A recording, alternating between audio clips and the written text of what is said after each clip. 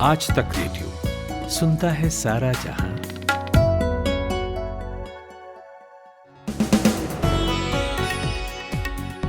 नमस्कार, good evening. अक्टूबर की 8वीं तारीख है, कारोबारी हफ्ते का आखिरी दिन यानी कि शुक्रवार, और मैं हूं नितिन ठाकुर। रोज की तरह आ गया है दिन भर। बात आज फिर से सबसे पहले लखीमपुर खीरी की, जहां ढिलाई बरतने को लेकर यूपी सरकार को सुप्रीम कोर्ट से डांट पड़ी है। वैसे अच्छा है कि कम से कम कोई तो डांट सकता है सरकारों को। तो कोर्ट ने क्या कहा है, और आशीष मिश्रा के लिए कहा जा रहा है कि वो नेपाल भाग गया है। ये खबर कितनी सच्ची है, जानेंगे। फिर बात जम्मू कश्मीर की, जहां पिछले 5 दिनों में 7 लोगों की कायराना ढंग से हत्या की है आतंकवादियों ने। कौन सा संगठन है ये, और क्या किसी खास पैटर्न पर लोगों को टारगेट किया जा रहा है, ये पूछेंगे हमारे एक्सपर्ट से। इसके बाद बात रणजीत हत्याकांड की, जिसमें डेरा सच्चा सौदा प्रमुख राम रहीम को दोषी करार दिया गया। आज क्या था ये मामला, और कितनी सजा इस केस में हो सकती है राम रहीम को। और आखिर में बात इंडियन एयरफोर्स डे पर भारतीय वायुसेना के दमखम की, और इसी के साथ उनके चैलेंजेस की भी। लेकिन पहले हेडलाइंस वाली परंपरा निभाते हैं। खुशबू आ गई है। अफगानिस्तान के कुंदूज में जुम्मे की नमाज के दौरान धमाका होने से इसमें 50 लोगों की मौत हो गई और 60 से ज़्यादा लोग घायल हैं। ये धमाका हज़ारा शिया मस्जिद को निशाना बनाकर किया गया है। इस हमले की जिम्मेदारी अभी तक किसी संगठन ने नहीं ली है। हालांकि तालिबान के प्रतिद्वंदी गुटों का हाल के दिनों में इस तरह के हमलों के पीछे हाथ रहा है। भारत सरकार के मुख्य आर्थिक सलाहकार कृष्णमूर्ति सुब्रमण्यन ने आज पद से इस्तीफा दे दिया है। जानकारी के मुताबिक उन्होंने भारत सरकार के मुख्य आर्थिक सलाहकार के रूप में अपना 3 साल का कार्यकाल पूरा होने के बाद शिक्षा जगत में वापस लौटने का फैसला किया। उन्होंने अपने ट्विटर अकाउंट पर एक नोट शेयर करते हुए कहा कि राष्ट्र की सेवा करना एक परम सौभाग्य रहा है और मुझे अद्भुत समर्थन और प्रोत्साहन मिला है। शाहरुख खान के बेटे आर्यन की जमानत याचिका खारिज हो गई है। किला कोर्ट ने कहा कि उसे जमानत याचिका पर सुनवाई करने का अधिकार नहीं है। जमानत के लिए आर्यन को सेशंस कोर्ट में अपील करनी होगी। आर्यन के साथ क्रूज शिप पर ड्रग्स पार्टी करने के आरोप में फंसे अरबाज मर्चेंट और मुनमुन धमेचा की जमानत याचिका भी खारिज कर दी गई है।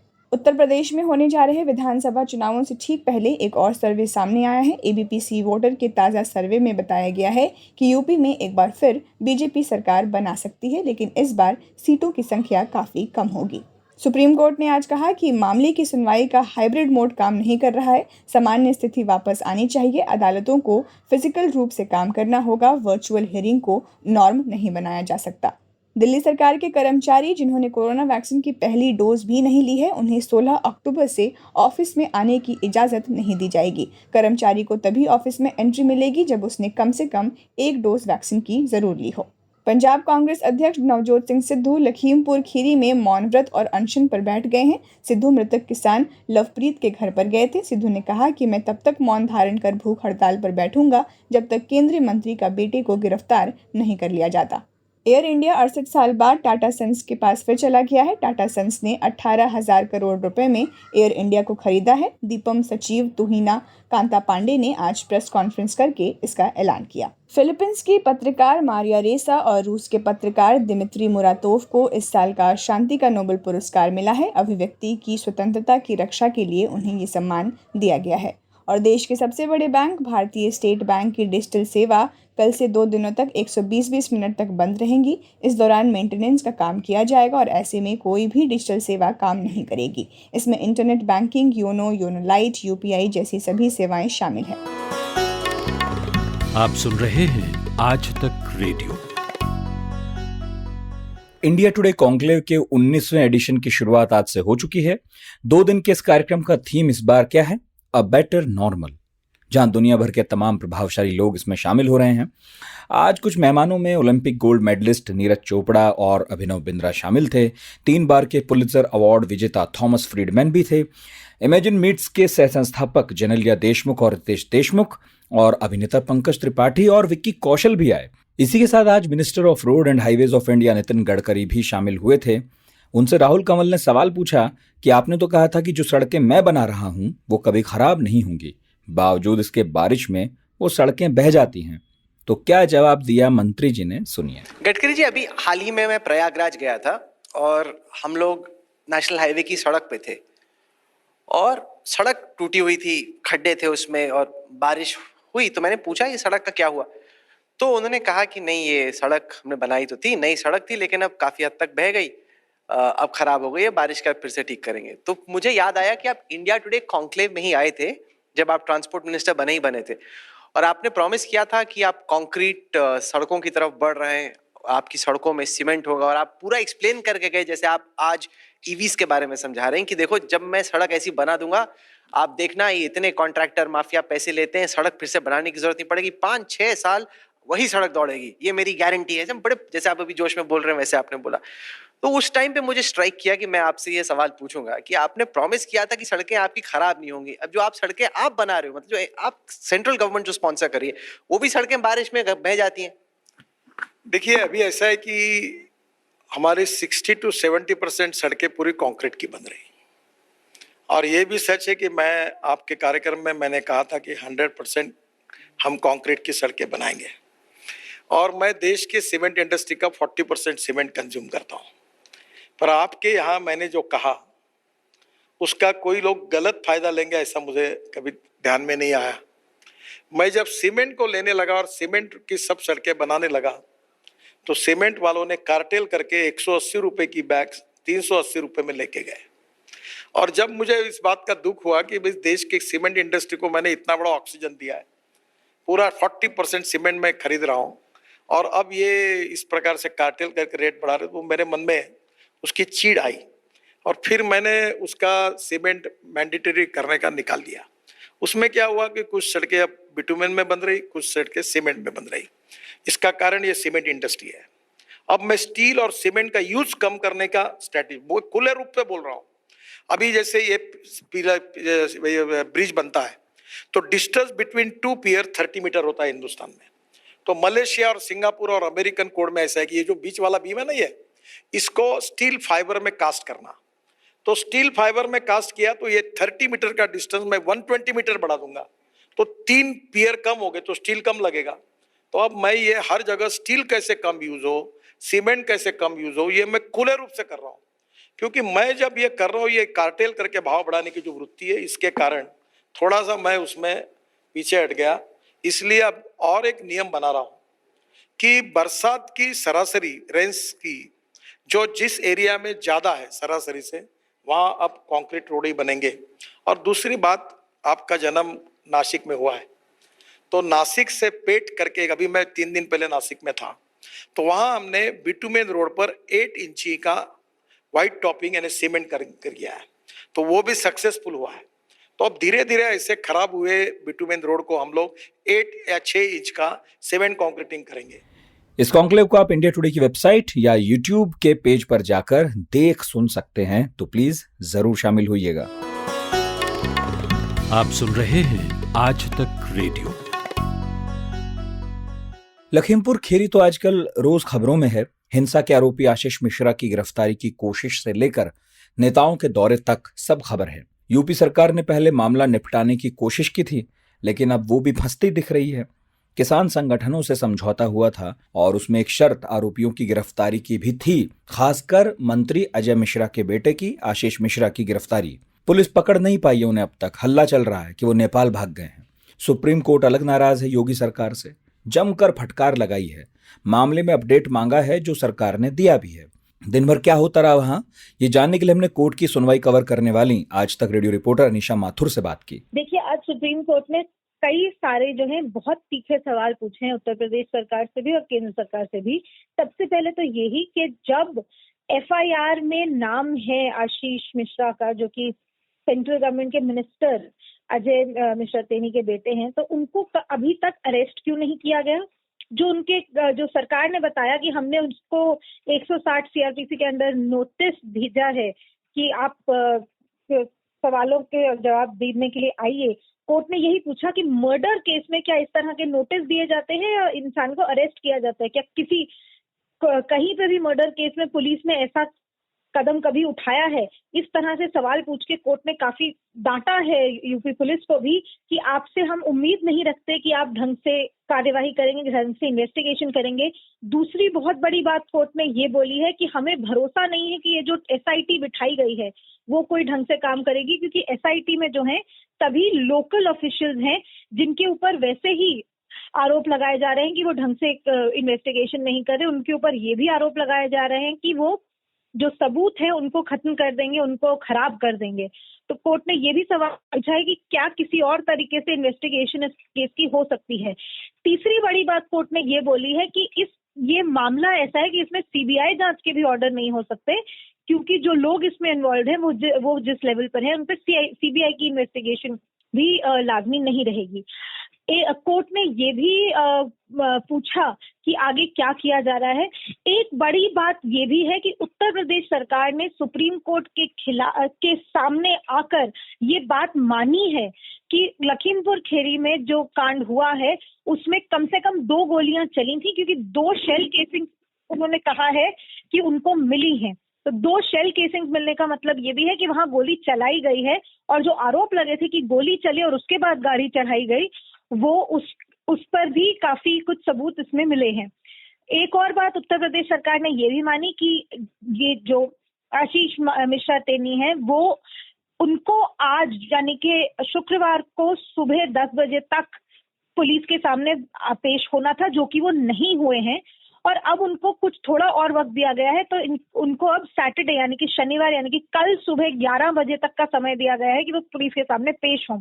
तो कोर्ट ने ये भी पूछा कि अगर कल वो पेश नहीं होते तो आप क्या करेंगे। तब हरीश साल्वे वरिष्ठ अधिवक्ता जो उत्तर प्रदेश सरकार के लिए पेश हुए थे, तब उन्होंने कहा कि हमें फिर उनके खिलाफ अरेस्ट वारंट जारी करना होगा। तो कोर्ट ने दोबारा फिर यही पूछा कि इस तरह का प्रोसीजर जो है कभी फॉलो होता है क्या।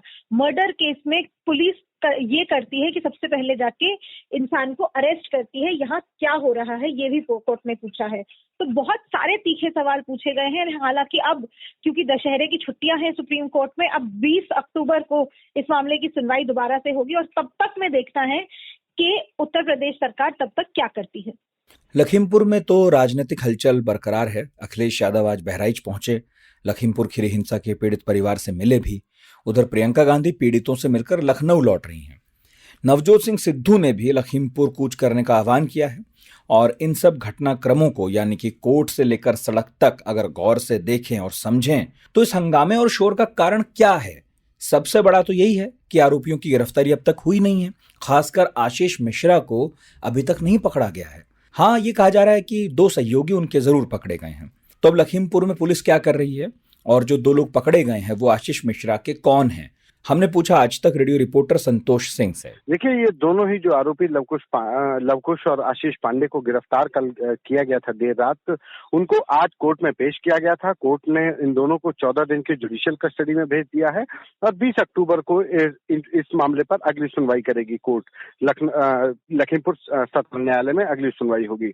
वहीं दूसरी तरफ अगर इन्वेस्टिगेशन की बात करें तो इन्वेस्टिगेशन में लखीमपुर पुलिस ने आशीष मिश्रा जो केंद्रीय गृह राज्य मंत्री हैं, उनके बेटे की तलाश के लिए दूसरा नोटिस 24 घंटे के अंदर उनके घर पर चस्पा कर दिया है, और जिसके लिहाज से शनिवार को सुबह 11 बजे तक आशीष मिश्रा को लखीमपुर क्राइम ब्रांच के दफ्तर में आकर के अपना बयान दर्ज कराना होगा। अपने जो सबूत उनके पास हैं वो उनको देने होंगे। संतोष, आशीष मिश्रा के लिए कहा जा रहा है कि वो नेपाल चला गया है, तो ये खबर कितनी पक्की है, आधार क्या है इसका? देखिए, तमाम ऐसे कयास हैं, चूंकि आशीष मिश्रा और अजय मिश्रा का जो मूल जो घर है, जो गांव है जहां पर ये पूरी घटना की शुरुआत हुई, जहां पर एक कुश्ती का दंगल का आयोजन हो रहा था, वो बलवीरपुर गांव नेपाल बॉर्डर से बहुत सटा हुआ है, नेपाल बॉर्डर के नजदीक है। और घटना के बाद से 1-2 दिन तक तो आशीष मिश्रा और अजय मिश्रा बोलते रहे, लेकिन जब अजय मिश्रा जो केंद्रीय गृह राज्य मंत्री हैं वो दिल्ली चले गए, तब से आशीष मिश्रा को किसी ने नहीं देखा। और उसके बाद से जो हमारे पास जानकारी मिल पा रही है कि आशीष मिश्रा के दोनों नंबर स्विच ऑफ थे। इसके बाद से ये कयास लगाए गए कि ये आज नेपाल भाग गया है आशीष मिश्रा, लेकिन इस बात की कहीं से कोई भी अधिकारी पुष्टि नहीं कर रहा है कि आशीष मिश्रा कहीं देश से बाहर भाग चुका है और कहीं नेपाल की तरफ गया है। अच्छा, आखिरी सवाल है आपसे, ये जो संयुक्त किसान मोर्चा की आज बैठक हुई है, इस बैठक में क्या तय हुआ? कुछ ऐसा भी नया तय हुआ है क्या जो उस दिन हुए प्रशासन किसान समझौते से अलग हो? देखिए, संयुक्त किसान मोर्चा इस पूरे मामले को लेकर के साफ तौर पर कहा कि जो सरकार से नेगोशिएशन इस मामले में हुआ है, अभी तक प्रशासन से जो नेगोशिएशन हुआ है उसमें मुआवजे के साथ साथ जो कार्रवाई की बात की गई है, अगर वो कार्रवाई नहीं होती है तय वक्त के अंदर, तो वो दोबारा से आंदोलन कर सकते हैं। ये इस मांग को लेकर के ही राकेश टिकैत पहले दिन से, जब जो चारों किसान मारे गए थे उनके शवों के अंतिम संस्कार के लिए ले जाया जाना था, पोस्टमार्टम के लिए ले जाया जाना था, तो ये एक महत्वपूर्ण शर्त थी। और इसी शर्त को ध्यान में रखते हुए संयुक्त किसान मोर्चा की बैठक में भी इस बात को कहा गया कि अगर इन किसानों के जो पूरा कांड हुआ लखीमपुर के तिकोनिया में, उसमें दोषियों पर कार्रवाई अगर तय वक्त के अंदर नहीं होती है, तो आगे की रणनीति संयुक्त किसान मोर्चा तय करेगा कि वो अपने किसानों की लड़ाई और इस घटना में दोषियों को सजा दिलाने के लिए क्या रणनीति अपनाता है। जम्मू कश्मीर से आजकल अच्छी खबरें नहीं आ रही हैं। 370 हटी थी तो एक उम्मीद बंधी कि शायद बदलाव आएगा, विकास होगा, लेकिन बीते एक साल में उम्मीदें परवाज नहीं दिखा सकीं। रह रहकर आतंकवादी अपना काम कर ही रहे हैं। पहले कश्मीर से जवानों के शहीद होने की खबरें आती थीं, अब थोड़ा बदल गया है। इस साल अब तक 28 सिविलियंस की निर्मम तरीके से हत्या हुई है। इनमें से 5 लोग लोकल थे जो कि हिंदू और सिख समुदाय से ताल्लुक रखते हैं, जबकि 2 ऐसे हैं जो बाहरी हिंदू लेबरर्स थे। अभी ये बात इसलिए हो रही है क्योंकि पिछले 5 दिन में 7 लोग मार डाले गए। सवाल यह है कि कौन सा संगठन है ये जो इस तरह के कायराना हमले कर रहा है निहत्थे लोगों पर। मॉडस ऑपरेंडी क्या है इनकी? हमने पूछा आज तक के नेशनल ब्यूरो के एडिटर मंजीत सिंह नेगी से। देखिए, सीधे तौर पर जो नाम सामने आया है उसमें लश्कर का जो संगठन है कश्मीर रेजिस्टेंस फोर्स, उसका नाम आया है, लेकिन जो सुरक्षा बल हैं, जो एजेंसियां हैं, उनका ये कहना है कि इसमें ऐसे आतंकी शामिल हैं जिनको जो हाइब्रिड टेररिस्ट, अगर सुरक्षा बलों की भाषा में कहा जाए हाइब्रिड, वो टेररिस्ट हैं जो कि बाकी समय कुछ अपना दूसरा काम करते हैं और एक तरफ से पार्ट टाइम जॉब उनका ये होता है। ये आम लोगों के बीच घुले मिले होते हैं, आसपास मौजूद होते हैं, अपना दूसरा जो रोजगार है उसमें लगे होते हैं, लेकिन ये सीधे तौर पर आतंकी संगठनों के संपर्क में रहते हैं। ऐसे में जब इन्हें ये काम दिया जाता है, ये अपना काम करके वापस अपने काम में ले जाता है। अभी जो ताजा जानकारी और इनपुट सुरक्षा बलों की तरफ से मिले हैं उसके मुताबिक ये ऐसे आतंकी हैं जो हाइब्रिड के तौर पर काम करते हैं और उन्होंने इस घटना को अंजाम दिया। क्योंकि जिस तरह से स्कूल के अंदर घुसकर लोगों को मारा, टीचर को मारा गया, उनको उनकी पहचान देखकर मारा गया और बहुत चुपचाप छोटे हथियारों के साथ वहां पर पहुंचा गया।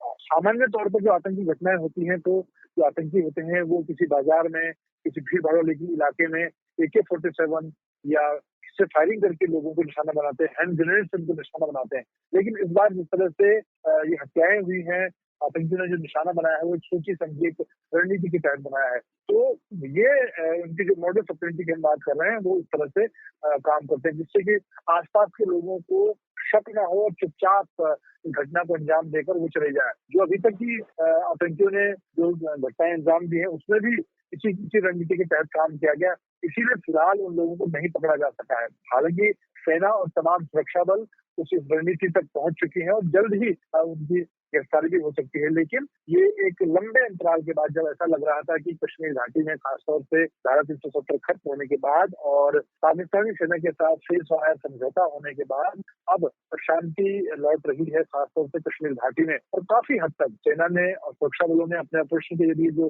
पाकिस्तान से आने वाले आतंकी थे उनको मार गिराया था, काफी संख्या उनकी कम हो गई थी। इस बीच अचानक इन घटनाओं ने एक बार फिर से जो आतंकी हैं उनको उनके हौसले बढ़ाने का काम किया है। मंजीत, जम्मू कश्मीर में जो आतंकी हैं ये अब किन लोगों को टारगेट करने लगे हैं और क्या इसके पीछे कोई स्पेसिफिक रीजन भी है? देखिए, अभी जो घटनाएं हैं उसमें उसके पीछे बिल्कुल एक सोची समझी रणनीति है, क्योंकि जो जिस संगठन ने जिम्मेदारी ली है वो जम्मू कश्मीर में धारा 370 खत्म होने का विरोध कर रहा था और सीधे तौर पर उनका ये कहना था कि ये लोग इसके विरोध में हैं और इसीलिए क्योंकि धारा 370 खत्म होने के बाद कश्मीर घाटी में चाहे कश्मीरी पंडित हों, अल्पसंख्यक समाज के दूसरे लोग, सिख हों, उनको वापस बसाने की बात हो रही थी।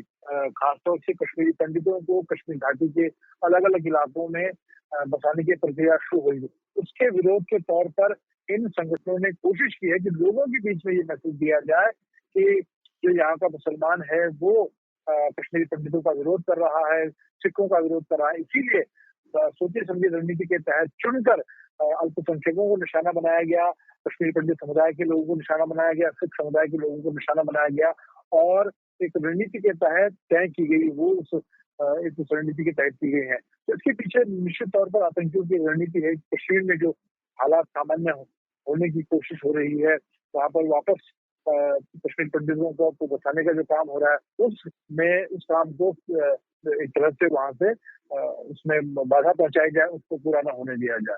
अच्छा, आखिरी सवाल ये है कि जिस तरीके की सिचुएशन फिलहाल बनी हुई है वहाँ, इसकी जिम्मेदारी किसकी है और लोकल लीडर्स का क्या रिएक्शन है?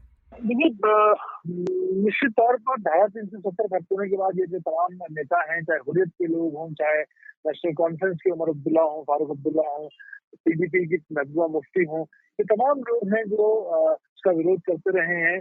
जहाँ तक वहाँ पर सरकार की बात की जाए, कल जो लेफ्टिनेंट गवर्नर हैं मनोज सिन्हा, उन्होंने बहुत स्ट्रॉन्ग रिएक्शन इस पर दिया था कि जिन्होंने इस घटना को अंजाम दिया उनके खिलाफ सख्त कार्रवाई की जाएगी। सेना और तमाम सुरक्षा बल अब इन ऐसे छुपे हुए आतंकियों को जिन्होंने इस तरह की घटना को अंजाम दिया है, उनके खिलाफ कार्रवाई में जुट गई हैं। निश्चित तौर पर चाहे हुर्रियत के लोग हों, चाहे पीडीपी के लोग हों, नेशनल कॉन्फ्रेंस के लोग, ये तमाम लोग हैं जो जिन लोगों से कश्मीर में शांति की उम्मीद नहीं की जा सकती, जिनसे उम्मीद नहीं की जा सकती कि वो धारा 370 खत्म होने का स्वागत करेंगे, तो उनको वो जरूर इसका एक राजनीतिक फायदा उठाने की कोशिश कर रहे हैं कि देखिए लोगों में इसका विरोध है।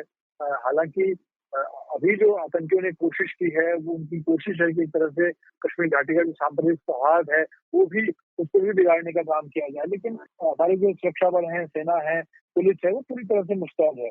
और जहाँ तक लोकल लीडरशिप का सवाल है, जो लोग इसका विरोध कर रहे हैं, तो वो उनकी कोशिश यही होगी कि उससे वो अपना खोया हुआ जो राजनीतिक उनका अस्तित्व है, उसको दोबारा से कहीं उसमें उसको वापस लेने की वो कोशिश करेंगे।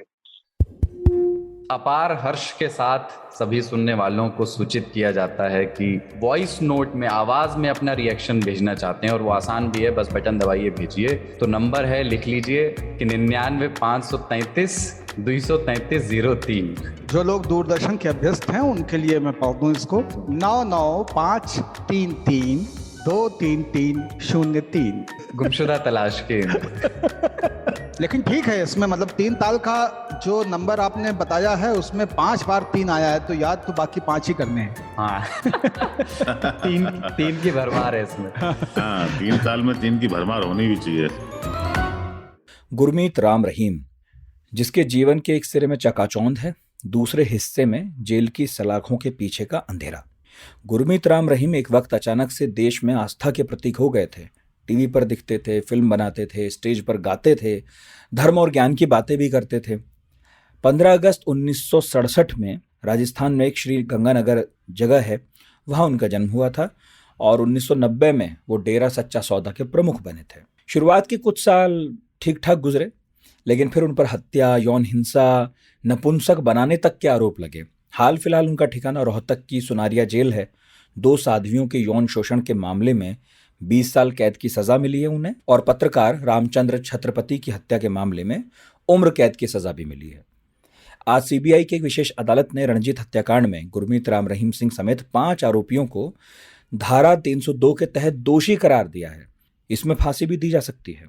क्या था ये रणजीत हत्याकांड, ये हमने पूछा चंडीगढ़ में आज तक रेडियो रिपोर्टर मंजीत सहगल से। देखिए, ये 2002 का मामला है, जब डेरा सच्चा सौदा के प्रमुख गुरमीत राम रहीम के प्रबंधक रणजीत सिंह की 10 जुलाई 2002 को हत्या कर दी गई थी। और डेरा प्रबंधन को शक था कि रणजीत सिंह साध्वी यौन शोषण की जो गुमनाम चिट्ठी थी अपनी बहन से उसने लिखवाई थी, और इसी के आधार पर डेरा के 5 लोगों ने मिलकर रणजीत सिंह की हत्या कर दी थी। उसके बाद पुलिस जांच से असंतुष्ट रणजीत के पिता ने जनवरी 2003 में हाईकोर्ट में याचिका दायर करके सीबीआई की जांच की मांग की थी। सीबीआई ने मामले की जांच करते हुए आरोपियों पर केस दर्ज किया था, और 2007 में कोर्ट ने आरोपियों पर चार्ज फ्रेम कर दिए थे। तो गुरमीत राम रहीम को साध्वियों से शोषण के मामले में पहले ही 20 साल की सजा हो चुकी है, और इसके अलावा पत्रकार रामचंद्र छत्रपति हत्याकांड में भी वो उम्र कैद की सजा सुनारिया जेल में काट रहा है। सो कुल मिलाकर ये 19 साल पुराना मामला था, और इस मामले को भी भटकाने की, लटकाने की और यहाँ से ट्रांसफर करने की कोशिश की जा रही थी, जिसको कोर्ट ने स्वीकार नहीं किया था। और जैसा कि आपको बता दूं कि इस मामले की जो सुनवाई है वो आज हुई और इसमें गुरमीत राम रहीम और 5 दोषियों को दोषी करार दिया गया है। मंजीत, आज सीबीआई ने दोषी सिद्ध किया है गुरमीत राम रहीम को। इस केस में कब तक और क्या सजा हो सकती है अब उन्हें? देखिए, ये जो अभी पीछे इसी साल के 12 अगस्त में इसकी पूरी बहस हो गई थी और 26 अगस्त को फैसला हालांकि आना था, लेकिन फैसला जो है वो आज सुनाई दिया है और उसमें गुरमीत राम रहीम और बाकी के 5 दोषियों को सजा सुनाई 12 अक्टूबर को सुनाई जाएगी और आज उनको दोषी करार दिया गया है। उसमें से एक जो आरोपी है उसकी मौत हो चुकी है। सो 12 अक्टूबर को अब सजा सुनाई जाएगी। सजा क्या होगी ये तो खैर कोर्ट के फैसले पर निर्भर करता है, लेकिन पहले 2 मामलों में भी गुरमीत राम रहीम को उम्र कैद की सजा सुनाई जा चुकी है और इस मामले में क्या सजा होगी, क्योंकि ये अपराध बहुत जघन्य था। हत्या जैसा षड्यंत्र रचना और फिर हत्या को अंजाम देना और फिर कई सालों तक इस मामले को दबाए रखना, गवाहों को डराना धमकाना, उनको प्रेशराइज करना, ये सभी आरोप गुरमीत राम रहीम पे थे। और आखिर में बात इंडियन एयरफोर्स की। आज इंडियन एयरफोर्स ने अपनी 89th एनिवर्सरी सेलिब्रेट की है। इसमें हर बार की तरह एयरफोर्स ने अपने highly equipped air weapons, fighter jets, helicopters का दमखम दिखाया।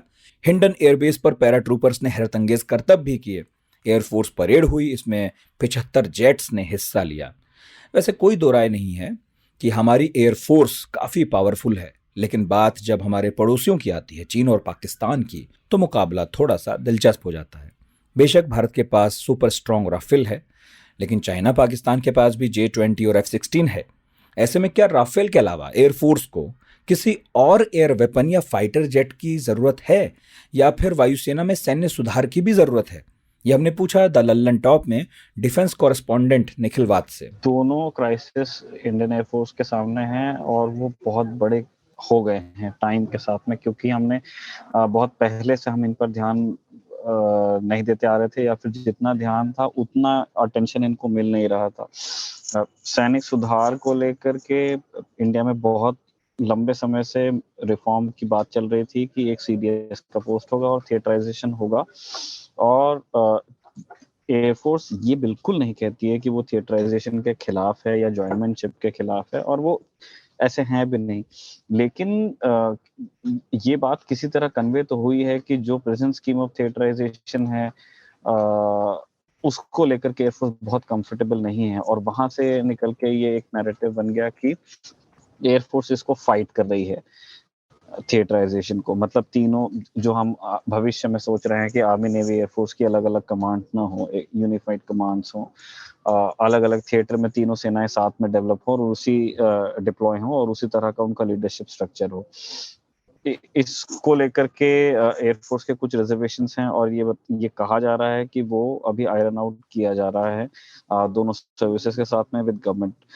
दूसरी तो ये सैनिक सुधार के लेवल पे अभी कुछ समय लगेगा हमें, और वो एयरफोर्स के अपने आइडेंटिटी और अपने भविष्य का मसला भी है ही उसके लिए, कि जिस रूप में वो फोर्स खुद को देखती आई है, जिस पहचान को वो कैरी करते आई है, वो कितना बचा पाएगी, उनको अपने एग्जिस्टेंस का सवाल लगता है। लेकिन जो भविष्य की राह है वो जॉइंटमैनशिप में ही है। दूसरी चीज है संसाधन की। संसाधन में आप ये देखेंगे कि एयरफोर्स के जितने रोल्स हैं, चाहे वो डिफेंसिव रोल्स हों या ऑफेंसिव रोल्स हों, हमारे पास में आप किसी की भी बात, आप मिसाइल्स की बात कीजिए या आप फाइटर जेट्स की बात कीजिए या आप हेलीकॉप्टर्स की बात कीजिए, या और हेलीकॉप्टर में भी अटैक हेलीकॉप्टर हो सकते हैं या सामान ले जाने वाले हेलीकॉप्टर जो टैक्टिकल लिफ्ट के होते हैं। हर जगह हम देख रहे हैं कि स्क्वाड्रन स्ट्रेंथ जो इंडियन एयरफोर्स के पास होनी चाहिए, जितने जहाज होने चाहिए, वायुसेना है तो हवा में जाकर लड़ना है, तो उसके लिए जितने जहाज होने चाहिए हमारे पास में नहीं है, लगातार कम होते जा रहे हैं। निखिल, आपको लगता है क्या कि समय के साथ इंडियन एयरफोर्स खुद को इवेल्युएट कर रही है, और क्या एयरफोर्स खुद को फ्यूचर के लिए तैयार कर रही है? जब हम आने वाले वक्त के लिए खुद को तैयार करने की बात करते हैं तो वो दोनों तरह से आपको करना होगा, मैन एंड मटेरियल। बदलते हुए वक्त के साथ में हमें जो अडेप्ट चीज करनी है वो ये है कि अभी आने वाले बहुत लंबे समय हम उस स्थिति में नहीं रहने वाले हैं कि हम बहुत सारा अपने सेनाओं पे खर्च कर पाने की स्थिति में हमारे देश की अर्थव्यवस्था नहीं होगी एक लंबे टाइम तक के। अभी जितना हमने नुकसान उठाया, जो हमारे डेफिसिट चल रहा है, और उसमें से भी जो एयरफोर्स का शेयर है उसमें और छोटा होगा। तो एयरफोर्स को ये देखना है कि वो इस बजट के साथ में किस तरह से अपना काम कर लेती है। क्या इन्हें अनमैन्ड एरियल व्हीकल्स के बारे में सोचना चाहिए? क्या टेक्नोलॉजी का और अभिनव इस्तेमाल करने के बारे में सोचना चाहिए? तो ये कुछ जगह होंगे कि आपके पास एक टाइट बजट है और आपके पास एक बदलती दुनिया और बदलती टेक्नोलॉजी है। ये दो फोकस एरियाज पे एयरफोर्स को भी काम मुझे लगता है कि करना है। और सबसे बड़ी चीज, बदलते वक्त के साथ में जो बड़ी चीज हमें अचीव करनी है वो है आत्मनिर्भरता। मैं पॉलिटिकल आत्मनिर्भरता की बात नहीं कर रहा हूँ जिसकी बात राजनीति में होती है, विश्व देशी आत्मनिर्भरता। कि जो आप उपकरण खरीद रहे हैं, जिस तरह के डॉक्टर्स आप बना रहे हैं, जिस तरह की टेक्नोलॉजी का आप इस्तेमाल कर रहे हैं, क्या वो आपकी खुद की है या फिर आपको किसी से लेनी पड़ रही है उधार या पैसे दे करके मोल? तो जब तक कि आप वहां पे सेल्फ सफिशिएंट नहीं होंगे तब तक के कोई ना कोई दुश्मन आपका ऐसा एग्जिस्ट करेगा ही जो आपसे ज्यादा पैसे दे करके कोई ऐसी तकनीक ले आएगा जो आपके लिए मुश्किल का कारण बन जाएगी। और यही हम देखते हैं जब हम चीन और पाकिस्तान की बात करते हैं। हमारी इकोनॉमी क्योंकि पाकिस्तान से बड़ी, हमें ऐसा लगता है कि हम ज्यादा हथियार, ज्यादा खिलौने लेकर के जंग में चले जाएंगे, हम उसे हरा देंगे। लेकिन क्या हम ये बात चीन के बारे में क्या पाते हैं? हम हमारे यहाँ जो प्रोफेशनल्स हैं, जो सेना है, हम उसके प्रोफेशनलिज्म पे ये बिल्कुल प्रश्न नहीं है। ये मैं एक बिगर पिक्चर के बारे में बात कर रहा हूँ। और अब चला चली की बेला। कुछ कहना चाहते हो तो लिखिए radio@aajtak.com पर, और अगर मेल नहीं लिख पा रहे हो, आलस आ रहा हो, तो व्हाट्सएप है 9953323303। आज का दिन भर प्रोड्यूस किया है शुभम तिवारी ने, साउंड मिक्सिंग की है अमृत रेगी ने। मेरा नाम नितिन ठाकुर है। आप सुनते रहिए आज तक रेडियो। Happy weekend.